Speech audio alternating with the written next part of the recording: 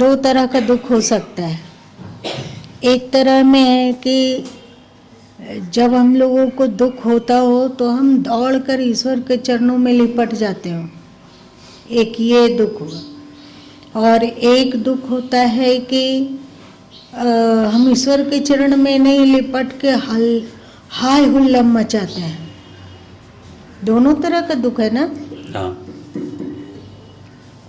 हम लोगों के भी जीवन में तो दुख आता ही है जी। नहीं आता है सो तो बात है नहीं, प्रतिकूलता आती ही है। तो प्रतिकूलता अथवा दुख के लम्हा में, पलों में हम कितना ईश्वर से जाके लिपटते हैं अथवा ईश्वर को पुकारते हैं अथवा ईश्वर का ध्यान बन जाता है, कितना प्रतिशत दुख होता होगा।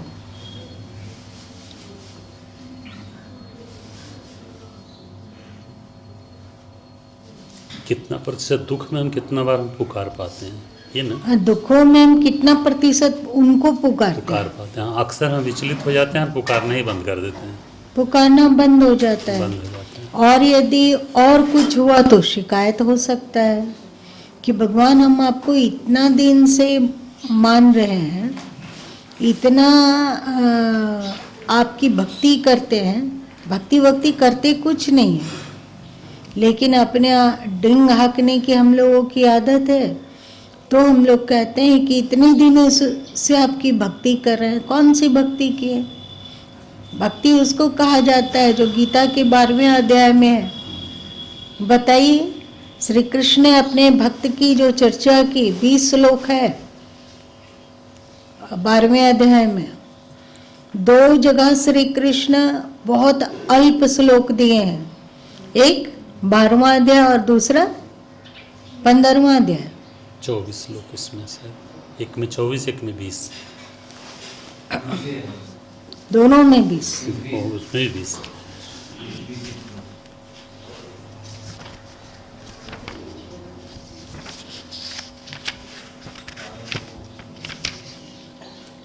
हम्म, 15वां में भी 20 है और 12 में भी 20 है। 20 इतना महत्वपूर्ण। एक बार 12वें अध्याय में वे भक्ति की चर्चा कर रहे हैं और 15वें अध्याय में ज्ञान की चर्चा कर रहे हैं। तो इतना सिमटा हुआ क्या है?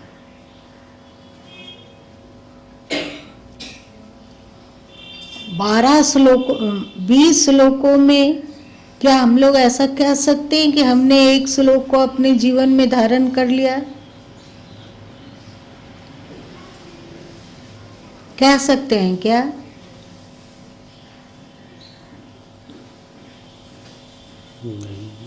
हाँ, भूल गए हैं क्या? नहीं भूले नहीं, लेकिन ऐसा नहीं कह सकते हैं कि हाँ हम धारण कर लिए। तो फिर हम लोग कैसे कह देते हैं कि हम आपकी भक्ति कर रहे हैं, इतने दिनों से भक्ति कर रहे हैं। हम लोग भगवान को क्या सौंपेंगे? हम लोग भगवान के आगे एक फूल चढ़ाते हैं और सोचते हैं कि बहुत भक्ति कर रहे हैं, जबकि फूल भी उन्हीं का था। जिस फूल को चढ़ाया गया वो फूल उन्हीं का था। आप मंदिर में जाके द्रव्य चढ़ाते हो तो ये द्रव्य भी उन्हीं का है, नहीं? क्या चीज हम लोग भक्ति करते हैं? असली भक्ति जो श्री कृष्ण 12वें अध्याय में बतलाए, वो सब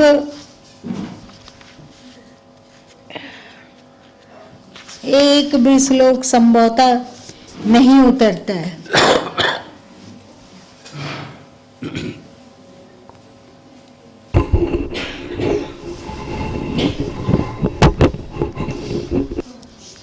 जैसे वे 8वें श्लोक में कहते हैं, मय्येव मन आधस्त्व मयि बुद्धि निवेशय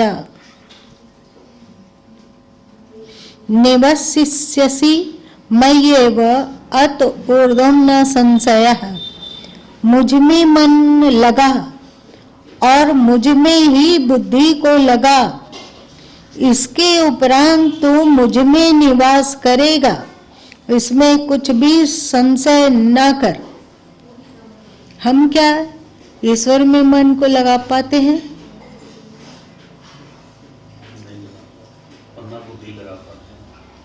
एक तरफ यदि ईश्वर का मन हो, ईश्वर की इच्छा हो, और एक तरफ हमारा मन हो और हमारे मन की इच्छा हो, एक तरफ ईश्वर की मान्यता हो और एक तरफ हमारे मन की मान्यता हो, तो ज्यादा हम किसकी ओर ढुलकेंगे?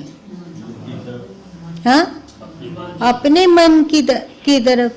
बहुत बार होता है ईश्वर की अनुकूलता कुछ और है और हमारी अनुकूलता कुछ और है, तो हम किसको महत्व देंगे? अपनी अनुकूलता को देते हैं ना, अपनी अनुकूलता को देखते हैं। एक तरफ किसी बात से ईश्वर प्रसन्न होते हो और उसके विपरीत किसी बात से हमारा मन प्रसन्न होता हो, तो हम किसके मन की प्रसन्नता अथवा किसकी प्रसन्नता पर अधिक ध्यान देंगे? ईश्वर की प्रसन्नता पर अधिक ध्यान देंगे या अपने मन की प्रसन्नता पर अधिक ध्यान देंगे? क्या करेंगे? ये सब मन की प्रसन्नता पर ध्यान दिया जाता है। और जो वे 13वां श्लोक से शुरू किए, क्या द्वेष्टा सर्वभूतानां मैत्र करुणा एव च निर्ममो निरहंकारः समः दुख सुखः च मे, सब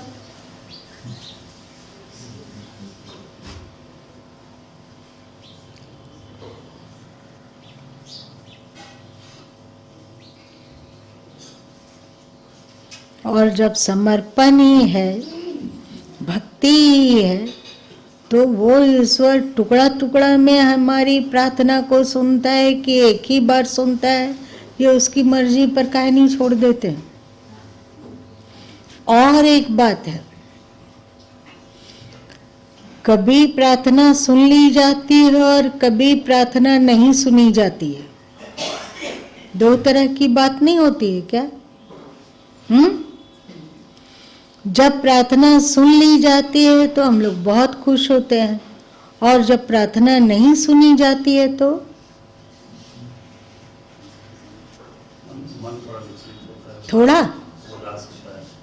थोड़ा आप देखिए, नरसिंह मेहता के पुत्र बीमार होकर मृत्यु की ओर बढ़ रहे हैं। वे भी पिता हैं, उनका भी दिल हरा होगा, उनके दिल में भी ममता जागी होगी नहीं? ममता शून्य तो होंगे नहीं, लेकिन नहीं सुनी गई। नरसिंह मेहता के पुत्र की मृत्यु हो गई, पर उनके जीवन दर्शन में कहीं ऐसा नहीं दिखलाया गया कि वो अधीर होकर ईश्वर को कोसने लग गया। दिखलाया गया क्या? कितनी क्षमता है भगवान, हमको पता नहीं है कि क्या मेरे लिए मंगलमय है और क्या मेरे लिए अनुचित है, ये हमें कैसे पता होगा? हमारी बुद्धि ही कितनी है, चिड़िया से भी छोटी तो हम लोगों की बुद्धि है। और तुम धरती पर जितने जीव जंतु है सबकी बुद्धि में बुद्धिमत्ता पैदा कर रहा है। मतलब समेकित संपूर्ण प्राणियों की बुद्धि को जमा कर दिया जाए तो वो परमात्मा की बुद्धि का एक बाल इतना होगा। तो इन प्रतिकूलताओं में क्या हम शिकायत से नहीं भरेंगे? भगवान तुम ऐसा करते हो, तुम ऐसा क्यों नहीं करते हो? ऐसा नहीं है कि भक्ति के द्रव्य के द्वारा हम भगवान को खरीदने की इच्छा करें तो ये भक्ति है ही नहीं, है क्या? इस इच्छा की भक्ति कर रहे हैं कि हम भगवान को कैसे खरीदें। एक भाई आए मेरे पास और वो बोले कि हम कुछ एकांत में बात कहना चाहते हैं, तो सबको बाहर भेज दिया गया और पूछा गया कि अब बताओ। तो वो बोले कि मैं 12-13 साल से सतत ईश्वर की भक्ति कर रहा हूँ और सुमिरन हमें बड़ा प्रिय है।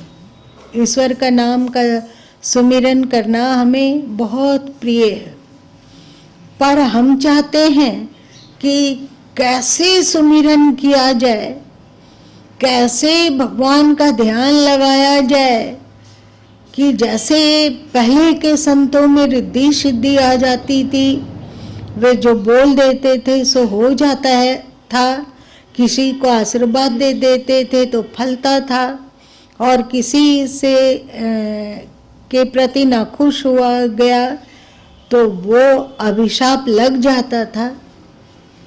उन लोगों में कितनी अद्भुत सिद्धि थी कि वे कभी छोटा रूप धारण कर लेते थे, हनुमान जी का उदाहरण दिए हुए, कभी बहुत विराट रूप धारण कर लेते थे। क्या ऐसी सिद्धि हम लोगों को हमें नहीं मिल सकती है? क्या उपाय किया जाए? लगता है कि हम भी सिद्ध होते। तो गुरु में दंग हो गया।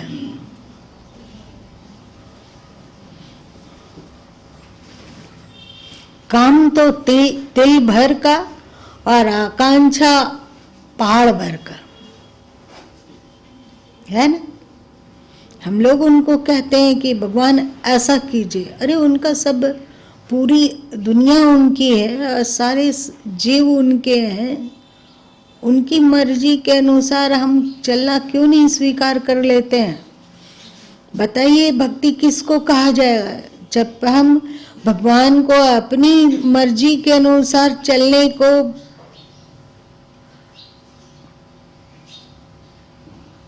उलाहना दे कि मेरे अनुकूल चलो, या हम उनकी अनुकूलता को स्वीकार कर लें। वे उनको जिस तरह अनुकूल लगता हो हम उनके अनुकूल बनेंगे, है ना। हम उन्हें अपने अनुकूल बना ले या हम उनके अनुकूल बन जाएं। भक्ति क्या है? हम उनके अनुकूल बन जाएं। तो ऐसी बात नहीं है कि नरसिंह मेहता जी जितनी बार प्रार्थना किए उतनी बार सबके सब पूरी हो गई, ऐसी बात नहीं है। तो जो प्रार्थनाएं पूरी हुई उन सबको संग्रहित किया गया, पर जो प्रार्थनाएं पूरी नहीं हुई उन सबको अनदेखा किया गया। अभी ये अपनी बेटी का गोद भराई सब कुछ कर लिए हैं, आने वाले समय में देखेंगे कि उनका शिशु तो होगा पर उनके पति की मृत्यु हो जाएगी।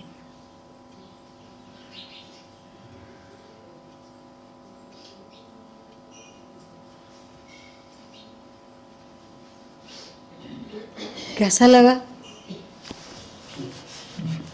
ढलने लगता है कि नहीं भाई, इतना ना निचोड़ो कि स्वाद बेस्वाद हो जाए, दीन दयालु भक्त वत्सल नाम बर्बाद हो जाए, है ना।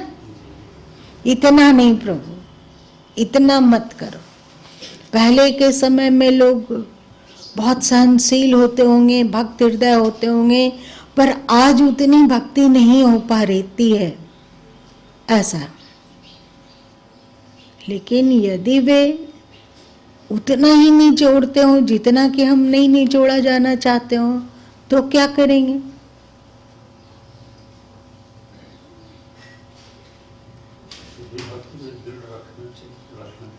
चाहिए रखेंगे, आसान नहीं है भक्ति का रहना। क्या देवी जी, गीता देवी?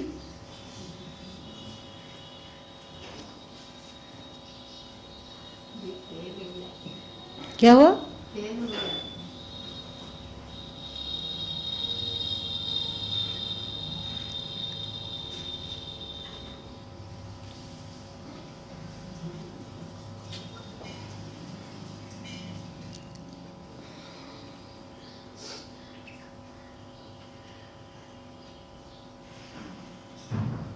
यदि हमारे जीवन में प्रतिकूलता आती है तो वो हमारा प्रारब्ध है, ईश्वर हमें नहीं दे रहे हैं। दे रहे हैं क्या? नहीं दे रहे हैं। तो हमारा प्रारब्ध है, जैसा कर्म हुआ है तदनुरूप ही वैसा फल मिलता है ना। कभी भक्ति प्रार्थना स्वीकार कर ली जाती है और कभी अस्वीकार हो जाती है।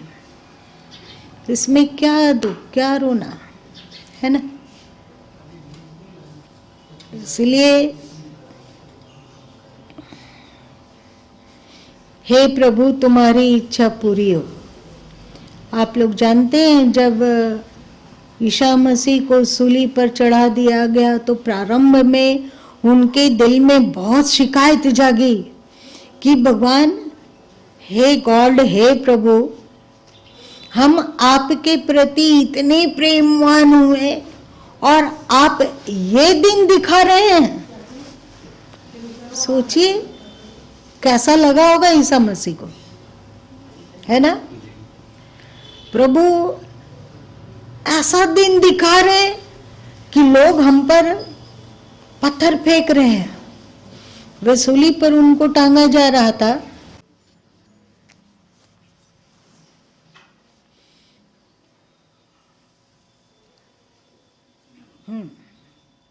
जब ईसा मसीह को सूली पे टांगा जा रहा था और लोग उन पर पत्थर फेंक रहे थे, तो वो विचलित होकर प्रभु को पुकारे कि प्रभु, मेरी भक्ति में कौन सी कमी रह गई कि आपने ये दिन दिखा दिया। ये दिन दिखाना ही बाकी था।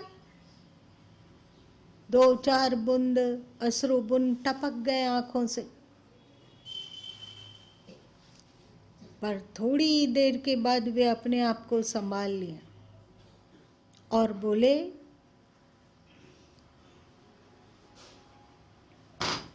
कि हे प्रभु, आपकी इच्छा पूर्ण हो।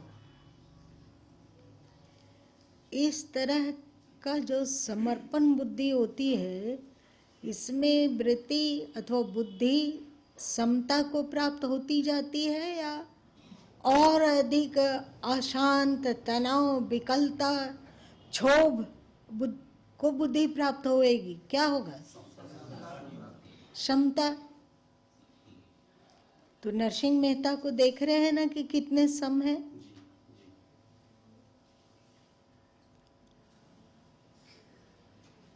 अब आगे बढ़िए। आज का विषय द्वेष का प्रतिकार। मनुष्य के जीवन में कोई एक बात भी विचित्र हो जाती है तो उसकी ख्याति सर्वत्र फैल जाती है। फिर जिसका सारा जीवन ही रहस्यमय हो, अपूर्व हो, वह भला कब तक संसार की आंखों से अपने को छिपा सकता है। भक्त श्रेष्ठ नरसिंह राम जब से बड़े भाई से अलग हुए थे, तभी से उनका जीवन दुनिया की दृष्टि में रहस्यमय हो रहा था। रोजगार कुछ भी नहीं, दिन रात भजन कीर्तन में लगे रहते थे। वेश गरीबों सा था, परंतु अवसर आने पर उनका खर्च देखते ही बनता था। बड़े बड़े श्रीमंतों के यहाँ भी संभवतः उस ढंग से कार्य नहीं होता था। ऐसा यदि कि जीवन काल में आप लोगों को कोई मिल जाए तो क्या हम लोग जीवन काल में उनको पहचान पाएंगे? ऐसे रहस्यमय व्यक्तित्व को क्या हम लोग पहचान पाएंगे यदि उनके जीवन काल में हम लोग उनसे मुलाकात पालें तो? बहुत मुश्किल है। ऐसे रहस्यमय व्यक्ति से मिल जाने के बाद पहचान लेना बहुत कठिन है। बात सब छोटी छोटी लगेगी, आए गए की लगेगी, और वो रहस्यमय व्यक्ति रहस्य ही बना रह जाएगा, है ना। आगे पढ़िए। सब लोग इस बात पर हैरान थे कि आखिर यह मामला है क्या। जब पुत्री का श्रीमंत संपन्न करा के नरसिंह जी लौटे, तब उनका यश और भी अधिक बढ़ गया। सर्वत्र उन्हीं की चर्चा होने लगी। किंतु इस सुयश को उनकी जाति के ईर्ष्यालु लोग कैसे सह सकते थे। नरसिंह राम जी की बड़ाई सुनकर उन्हें मानो जूड़ी चढ़ आई। जूड़ी किसको कहते हैं? मलेरिया बुखार। मलेरिया। और वे इस रोग की जड़ ही काटने की चिंता में लग गए। उच्च मनुष्य की बराबरी न कर सकने पर दुष्ट मनुष्य ईर्ष्यावश उसे किसी भांति नीचे गिराकर भी अपनी बड़ाई बचाने की व्यर्थ चेष्टा किया करते हैं। ऐसा होता है जी। परंतु ऐसे लोगों के कारण सत्पुरुषों की कभी तनिक भी हानि नहीं होती, वरन उनकी प्रतिष्ठा और भी बढ़ जाती है। ऐसा होता है जी। और ऐसा प्रयत्न करने वालों को ही उल्टे मुंह की खानी पड़ती है। फिर भी दुर्जन अपनी मूढ़तावश बाज नहीं आते। नागर जाति के कुछ लोगों ने एक षड्यंत्र रचा, जिसमें सारंगधर और नरसिंह राम जी के बड़े भाई वंशीधर भी शामिल थे। उन लोगों ने शहर की सबसे मशहूर और सुंदरी वैश्या चंचला को रुपयों का लालच देकर भक्तराज के पास उन्हें अपने मोह पास में फंसाने के लिए भेज दिया। सायंकाल का समय था। संध्या काल की पूजा आरती इत्यादि समाप्त करके साधु मंडली के बीच में उपस्थित होकर भक्तराज हरि कीर्तन करने की तैयारी कर रहे थे। धूप पुष्प की सुवास और भगवान के सानिध्य के कारण वहां का वातावरण बड़ा ही पवित्र और आनंदमय हो रहा था। ठीक इसी समय श्वेत वस्त्र धारण किए, गोपी चंदन का तिलक किए और गले में तुलसी की माला पहने चंचला ने भक्तराज के घर में प्रवेश किया। उस समय वह एक भक्तमती साध्वी की तरह शोभा दे रही थी। उपस्थित संतों को जय श्री कृष्ण करके वह एक ओर बैठ गई और बड़े भाव के साथ सबके संग मिलकर हरि कीर्तन करने लग गई। सभी साधु यहां तक कि स्वयं भक्तराज भी मंत्रमुग्ध की तरह उनकी तन्मयता देखने लगे। ये क्यों हो रहा है कि वो दूसरे लोगों की तुलना में तन्मय क्यों दिख रही है ज्यादा? क्या आप लोगों को पता है कि सोने की चमक और कृत्रिम सिटी गोल्ड की चमक, दोनों में से चमकदार कौन होता है? सिटी गोल्ड वाला। क्यों? कृत्रिम है। कृत्रिम है तो जैसा वो अभी जैसा उसको कलर कर दिया जाए वैसा वो दिखेगा। वैसे ही ऐसे ढोंगी लोग जो कि अभिनय कर रहे होते हैं, चाहे भक्ति का हो या और कोई चीज़ का, तो उनका अभिनय दूसरों की तुलना में ज़्यादा सच्चा लगता है। नहीं लगता है कि ये अभिनय कर रहे हैं, लगता है कि इनका स्वाभाविक ही ये स्वभाव है। आगे पढ़िए। भजन समाप्त होने पर भक्तराज ने चंचला से प्रश्न किया, बहन आपका शुभ निवास कहाँ है? मेरा निवास प्रभास क्षेत्र में है। मैं द्वारका जी जा रही हूँ। आपका नाम सुनकर एक कार्य के लिए मैं आपके पास आई हूँ। चंचला ने अपना मिथ्या परिचय दिया। ऐसा कौन सा कार्य है जिसके लिए आपको मेरे पास आने की जरूरत पड़ी? भक्तराज ने विस्मय के साथ प्रश्न किया। मैं एक दान लेने की इच्छा से यहां आई हूं, चंचला ने उत्तर दिया। साध्वी, यदि तुम्हें किसी तरह का दान लेने की इच्छा है तो तुम किसी श्रीमंत के घर पर जाओ। मेरे पास तो इस करताल, मृदंग और गोपी चंदन के अतिरिक्त और कोई भी वस्तु नहीं है, भक्तराज ने सरलतापूर्वक कहा। भक्तराज, जो वस्तु मैं आपसे लेना चाहती हूं उसे मैं और किसी से लेना नहीं चाहती। यदि आप मेरे ऊपर कृपा करें तो मैं कृत्य हो जाऊंगी, चंचला ने विनय दिखाते हुए कहा। अच्छा बोलो, तुम्हें किस वस्तु की चाह है? यदि भगवान की इच्छा हुई तो मिल ही जाएगी, भक्तराज ने उदासीनता पूर्वक कहा। आपकी आज्ञा हो गई, बस इस समय इतना ही पर्याप्त है। पीछे समय आने पर मैं आपसे मांग लूंगी, चंचला ने कहा। जहाँ इस तरह की चिकनी चुपड़ी बातें हो वहाँ क्या होना चाहिए आप लोग को? सावधान। सावधान। जब आसमान में बिजली जोर से कौंधती हो तो सावधान हो जाना चाहिए कि ये बिजली वज्रपात हो सकता है। तो वहाँ हरि ओम हरि ओम हरि ओम करते हुए जल्दी से निकलो। जो आज के बच्चे अथवा आज अब हम लोग अपने मन को सोचे कि यदि विपरीत शरीर के कोई लोग, मतलब बच्ची लोगों के लिए कोई लड़का और कोई पुरुष लोग के लिए स्त्री पास में आए और दोस्ती गांठने का प्रयत्न करती हो, मीठी मीठी बातें बोलकर, तुम्हारे दुख में तुम्हें सांत्वना देकर और साथ निभाकर बहुत ही गोल गोल बातें कोई करता हो, तो क्या हो, आप लोग सावधान हो जाएंगे।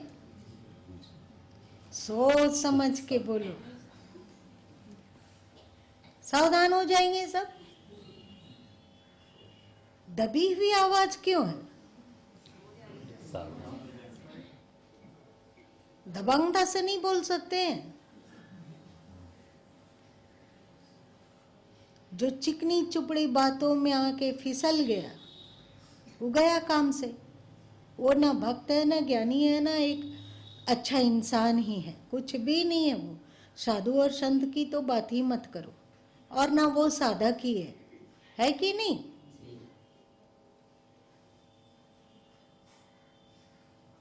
आगे पढ़िए। विकारी मनुष्यों की दृष्टि में सभी मनुष्य अपने जैसे विकारी ही दिखाई देते हैं। वे शुद्ध मनुष्य को भी विकारी ही मान बैठते हैं। शुद्ध मनुष्य के ज्ञान युक्त शब्द भी उनको विकार के सूचक मालूम होते हैं, और वे उनका उल्टा अर्थ लगाकर अपना अभिष्ट सिद्ध करने का प्रयत्न करते हैं।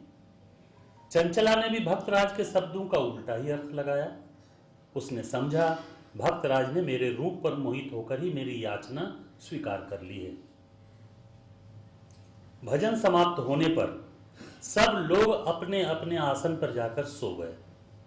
चंचला को भी भक्तराज ने एक उपयुक्त स्थान सोने के लिए दिखा दिया। अंत में वह भी मंदिर के दरवाजे पर अपना आसन लगाकर सो गए। धीरे धीरे सब लोग गहरी निद्रा में डूब गए, परंतु चंचला पर निद्रा देवी ने कृपा नहीं की। वह तो अपने स्वार्थ साधना की चिंता में उपयुक्त समय की प्रतीक्षा कर रही थी। आधी रात बीत जाने पर जब चंचला को विश्वास हो गया कि अब कोई जगह नहीं होगा, तब उसने अपने सादे कपड़े उतारकर सुंदर सुंदर वस्त्र आभूषण धारण कर लिए। उस समय उसकी मुखाकृति, शरीर का गठन और श्रृंगार देखने से वह कोई देवांगना सी प्रतीत हो रही थी। वह अपने आसन से उठी और मंद गति से भक्तराज के आसन के पास चली आई। उसके चरणों की नुपुर ध्वनि सुनकर भक्तराज जग गए। कौन कौन है इस समय? भक्तराज ने प्रश्न किया। मैं वही हूं जो आपके साथ भजन कर रही थी, चंचला ने उत्तर दिया। फिर इस समय तुम यहां क्यों आई? भक्तराज ने पुनः प्रश्न किया। नरसिंह राम जी, मैं आज आपके पास ऋतुदान लेने आई हूं, जिसके लिए आपसे शाम को ही मैंने प्रार्थना की थी।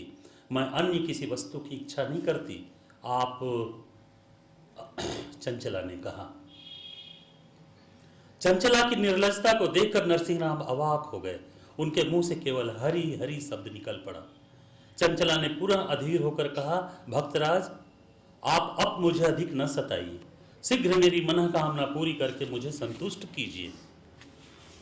साध्वी, तुम यह क्या कह रही हो? क्या मेरे पास तुम यही दान लेने के लिए आई हो? साधु का स्वांग धरकर ऐसा नीच यदि विचार। तुम्हारे साथ ऐसा हो दीपक, तो तुम क्या करेगा?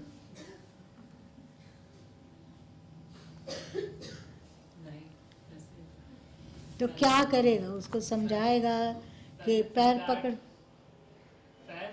का बात कहां से आई? तो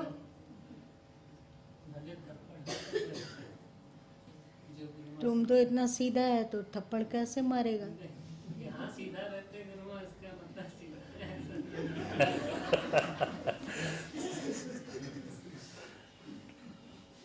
तुम नारायण ऐसी स्थिति हो तो तुम क्या करेगा? क्या? कुछ नहीं करेगा।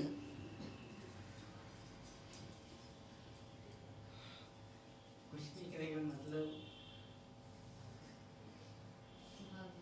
कुछ भी मारपीट होता है, विरोध।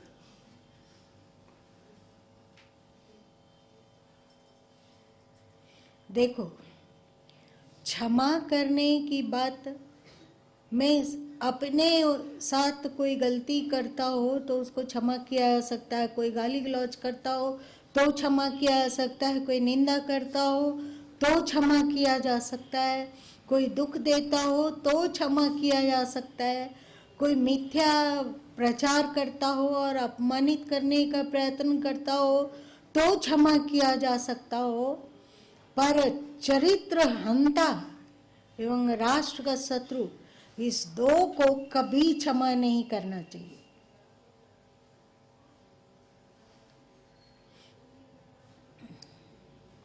जिसके पास चरित्र का दौलत है, याद रख लेना इस बात को सब कोई, चाहे कोई गृहस्थ हो, चाहे आश्रमवासी हो, चाहे सन्यासी हो, चाहे साधु संत हो, चाहे कोई साधक हो, सबको ये बात याद रख लेना चाहिए कि चरित्र से कीमती कोई चीज है ही नहीं। सर्वोपरि दौलत है चरित्र। और जैसे घर में कोई चोर डाकू घुस आता है और मांगता है कि आप अपना तिजोरी की चाबी दे दो, तो हम लोग एकदम तत्काल के हाँ आप ही का तो इंतजार कर रहे थे, ये लीजिए ना, ये चाबी है, ऐसा करेंगे। या उसे संघर्ष करके, उसको पराजित करके, अथवा शोर मचा के, अथवा उसको घर से बाहर धक्का दे के कोई उपाय करेंगे कि हमारी संपत्ति बची रहे, संघर्ष है ना, संघर्ष करेंगे। वैसे ही साधकों को चाहिए कि प्राण चला जाए कोई बात नहीं, प्राण का क्या है, आज नहीं गया तो कल जाएगा ही। कौन अमर होके कोई धरती पे आता है? मृत्यु मार डाले हमें, उसकी तुलना में स्वेच्छा मर जाना पसंद करो, लेकिन चरित्र कभी भी वो धूमिल मत होने दो।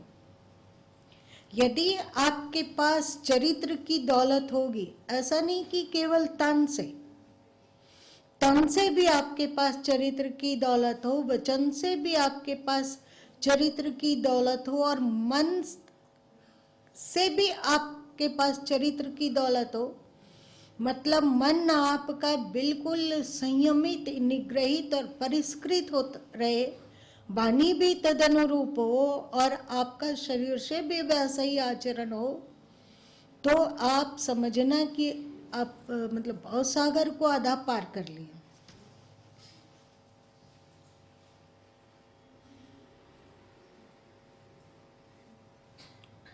ठीक है, आगे बढ़िए। साधु का स्वांग धारण कर ऐसा नीच विचार मन में भी रखने से मनुष्य पाप का भागी बनता है और अंत में अधःपतन के गहरे गर्त में गिरता है। मनुष्य जीवन पाप करने के लिए नहीं, अक्षय पुण्य का उपार्जन करने के लिए है। व्यभिचार के लिए नहीं, संयम के लिए है। वासना की तृप्ति के लिए नहीं, शुद्ध सात्विक प्रेम प्राप्त करने के लिए है। चरित्र का सर्वनाश करने के लिए नहीं, सच्चरित्रता का संग्रह करने के लिए है। अविद्या की उपासना करना मनुष्य जीवन का लक्ष्य नहीं है, बल्कि अविद्या का नाश कर सद्विद्या का सेवन करना कहा भी गया है।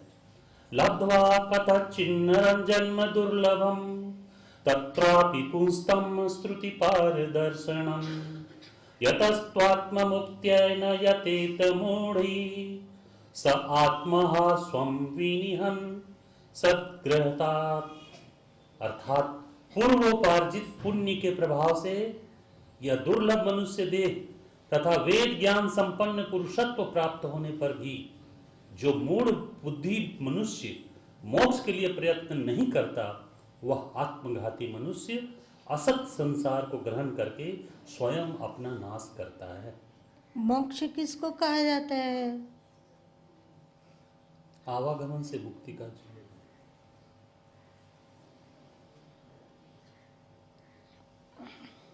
आवागमन से मुक्ति हो या ना हो कोई फर्क नहीं पड़ता है। अगर धरती में ईश्वर बार बार जन्म लेने भेजता हो तो आने में कुतराई कैसी? असली मोक्ष है कि हम विकारों से मुक्त हो जाए। असली मोक्ष है कि दुख, तनाव, प्रतिकूलता, परेशानी हमें क्या हमें विचलित ना करे, हमें दुखी ना करे, मतलब हम दुखों से मुक्त हो जाए, है ना, अथवा विकारों से मुक्त हो जाए। एक बार गुरु माँ बोले थे ना, क्या कि दुनिया का एक बहुत बड़ा पाप क्या है? दुखी होना। दुखी हम लोग कब होते हैं पता है तुम लोगों को? दुखी हम लोग कब होते हैं? इच्छा की पूर्ति नहीं होने पर होती है। जो भी अनुकूलता है वो अनुकूलता नहीं है तो हम लोग दुखी होते हैं। और जब तक हम लोग अनुकूलता के पीछे भाग रहे हैं और विकारों के पीछे भाग रहे हैं, दूसरे प्रतिष्ठा करेंगे तो हम सुखी होंगे, दूसरा संसार में सब कुछ भी प्रतिकूलता ना हो तो हम सुखी होंगे, ऐसा नहीं। सदगुरु कबीर साहब कहते हैं ना, बिनु पंखे उड़ी जा आकाश ही, आया ना, बिना पंख का उड़ना कैसे संभव होगा पता है?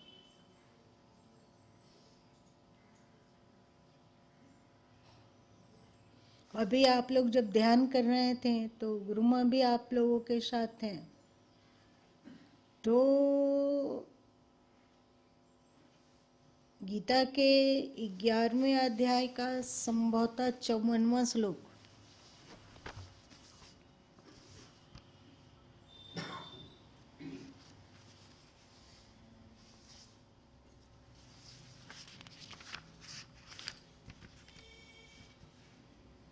हम्म, 54वां श्लोक,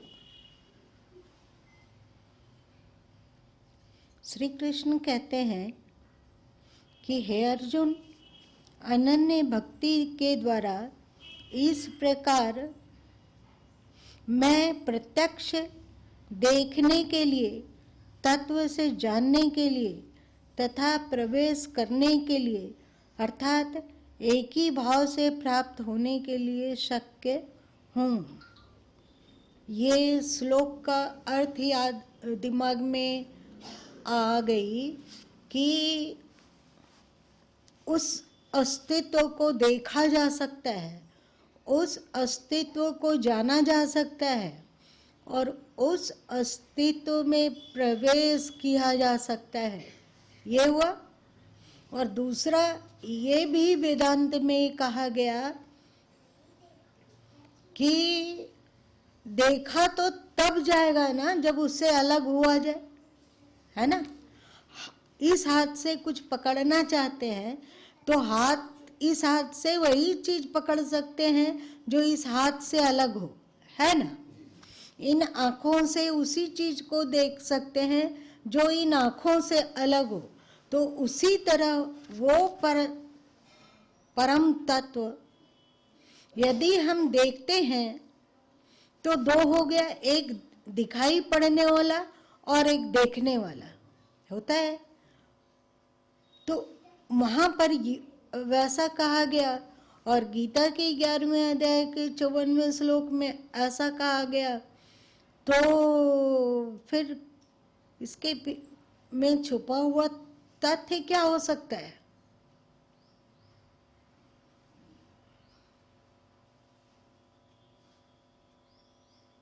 तो कई बार आप लोगों से चर्चा किए हैं और आज ध्यान के समय में वही वाली स्थिति और उसी तरह की वृत्ति अंतस में आ रही थी, वो आप लोगों से चर्चा करते हैं।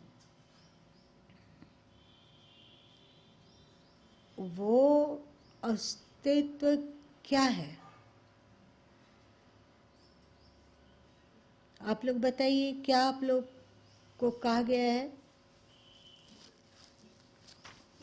बताओ। वो अस्तित्व एक ऊर्जा है जो कि बाहर और अंदर सर्वत्र फैला हुआ है। उसका शरीर है और क्या है?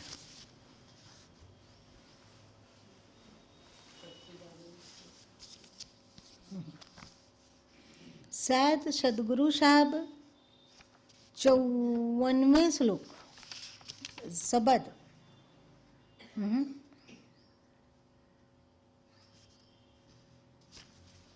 22वां।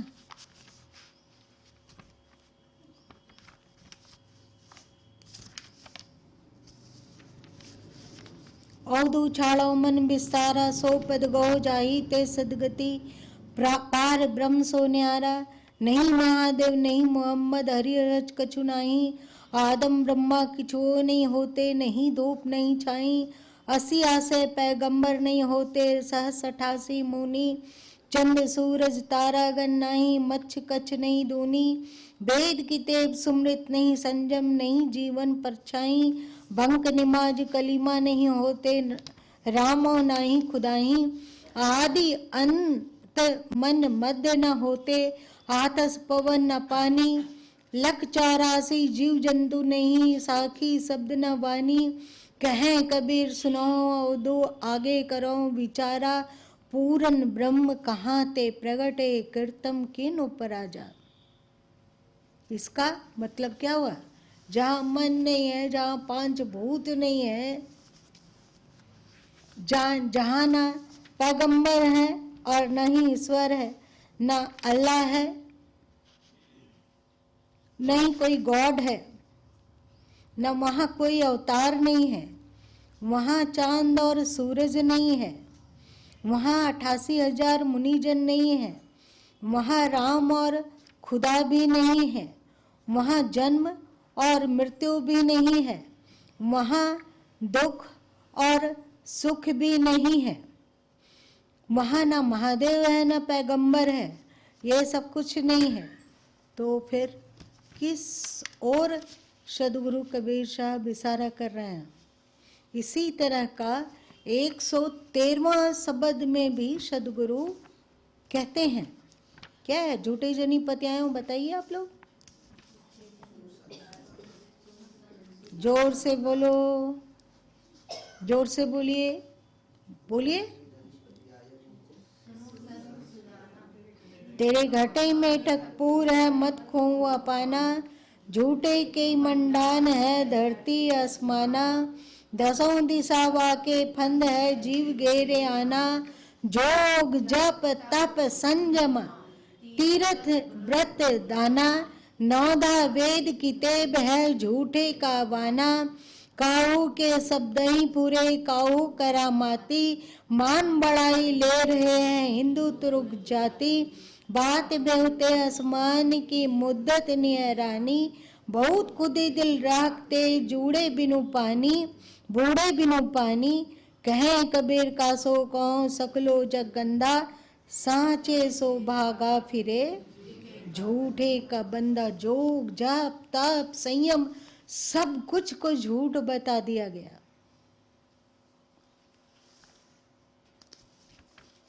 तो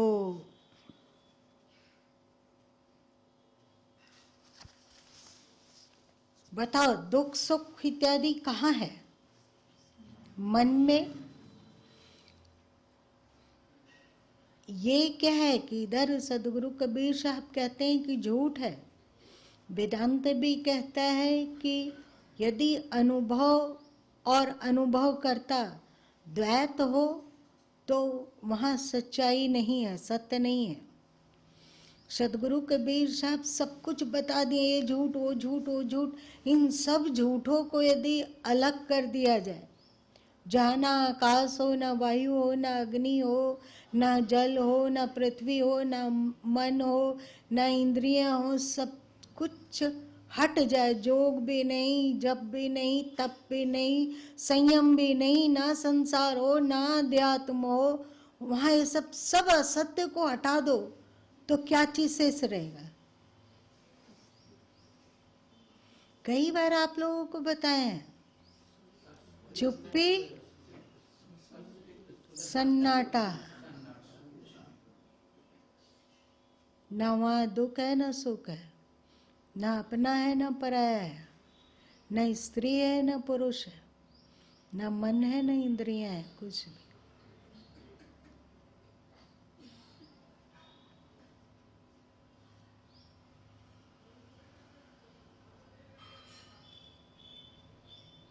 वह परमात्मा कैसा है,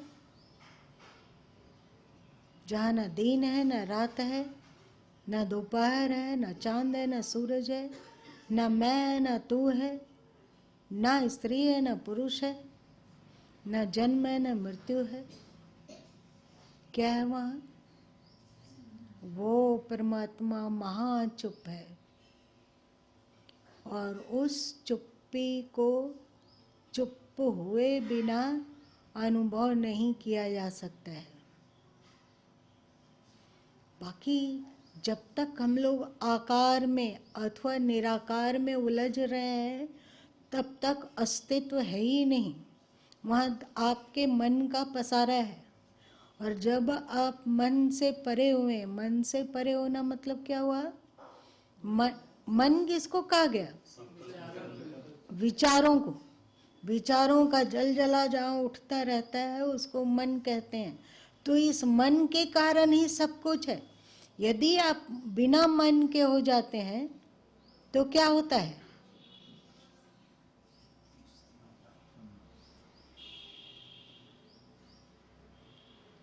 बिना मन के होते ही वहाँ संकल्प विकल्प नहीं है। मन सन्नाटा परम चुप्पी में लीन हो चुका है और एक कुछ अस्तित्व है जो उस चुप्पी को, उस सन्नाटे का जान रहा है। जानने वाला भी सन्नाटा और जाना जाने वाला भी सन्नाटा। क्या यही ईश्वर है?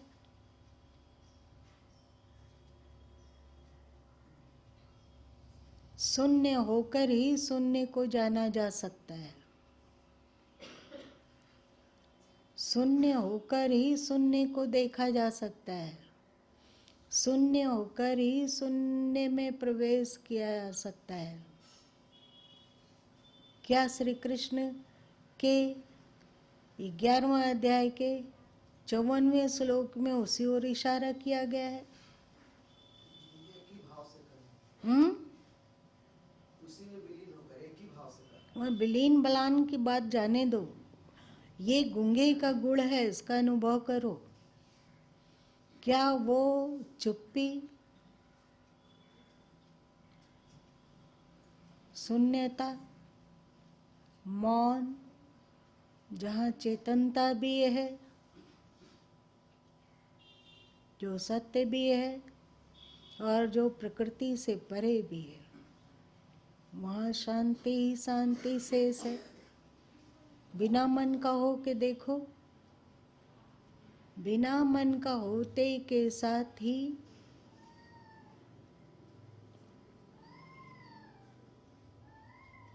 शून्यता को, शून्यता का साक्षात्कार होता है। यही ईश्वर है, यही आत्मा है। ये क्यों बोला जा रहा है? इतना क्यों बोल रहे हैं गुरु माँ? पढ़िए पढ़िए 2 लाइन। पूर्वोपार्जित पुण्य के प्रभाव से यह दुर्लभ मनुष्य देह तथा वेद ज्ञान संपन्न पुरुषत्व प्राप्त होने पर भी मोक्ष, यही मोक्ष है। यही मोक्ष का मनुष्य मोक्ष के लिए बिना मन का हो जाना, बिना मन का होते हैं आप, तो आपके पास विकार रहता है क्या? तो क्या सुख दुख रहता है? सुख भी नहीं रहता, दुख भी नहीं रहता है। परम शांति होती है। यही मोक्ष है, जहाँ विकार खो जाए, देह खो जाए, प्रकृति खो जाए, सुख दुख खो जाए। एक पूर्ण शांति, परम शांति। इस शांति का अनुभव करने वाला भी शांत और अनुभव होने वाला भी शांत। यही मोक्ष है। जब तक इस मोक्ष को जीवन काल में उपलब्ध नहीं किया जाता, तब तक जीवन मुक्ति नहीं तो विदेह मुक्ति भी नहीं, है ना। तो माँ इसको आत्मघाती मनुष्य का रूप में इसमें जो इसको नहीं, जो मोक्ष को प्राप्त करने के लिए कृत संकल्पित नहीं है और तदनुरूप पुरुषार्थ नहीं करता है, वह आत्मघाती है, मतलब आत्महत्यारा है। इतना अनमोल मानव जीवन जो दुर्लभ तत्व का साक्षात्कार, ज्ञान और प्रवेश को उपलब्ध हुआ जा सकता था, उसे 2 कौड़ी के विकारों में खो दिया गया, तो आत्मघाती नहीं है क्या, है ना। यही है। आज इतना ही रहने दो।